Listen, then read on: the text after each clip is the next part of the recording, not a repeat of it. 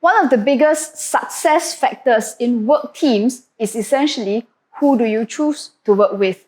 So essentially, one of the biggest questions that I get asked by business leaders and bosses is when it comes down to things like recruitment. Now, of course, it goes beyond just recruiting an employee. We are also looking at like cases where people are looking for like key managers, even like key positions like CEOs, CFOs. Sometimes people ask me questions about how do you select business partners or even collaborators. And I think one of the biggest misconceptions about astrological profiling in this kind of situation is that many people think that it's enough to just do a career profile. Tell me whether this guy can just do the job. But often you find that it's when these things break down or when they create problems, very often it's not that the guy is unable to carry out the job. Now, if you look at the reasons why some of these recruitments or work teams or even collaborations, they fail, in fact, we also uncover what you should be asking of an astrological profile so that it actually helps you to solve the problem.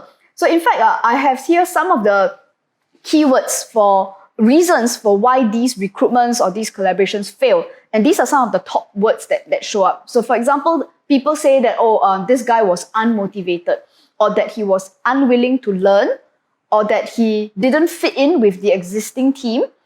Sometimes it's due to a negative attitude, but sometimes it doesn't go as far as an actually negative attitude, but rather that the people involved have different mindsets or they have different perspectives.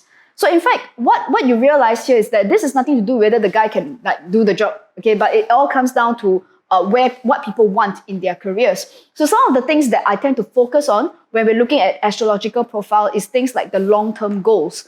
Because you realize if somebody is not necessarily motivated by earning lots of money, then it may not make sense to try to motivate him with a cash bonus, for example. And that some people may actually be more interested in gaining knowledge or experience in particular areas, then that might make a bit more sense. The second thing that we want to focus on is to do with the personal purpose.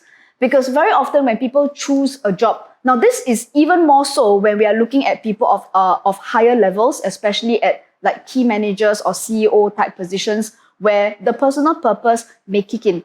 There are people for whom their career is a requirement for them, that they are making a difference in particular areas of their life, such as in technology or in education. And they can get a little bit annoyed if they work on a project for months, even years, and they are not fulfilling a personal purpose. And this can make it very hard for people to stick around in the long term. Other kinds of purpose issues can show up where they could be working on projects that they don't necessarily believe in. And this is usually where the problem comes in for fitting in with the existing team. So it could be things like some people want to work in close-knit teams where there's a lot of celebration, there's a lot of yay kind of stuff.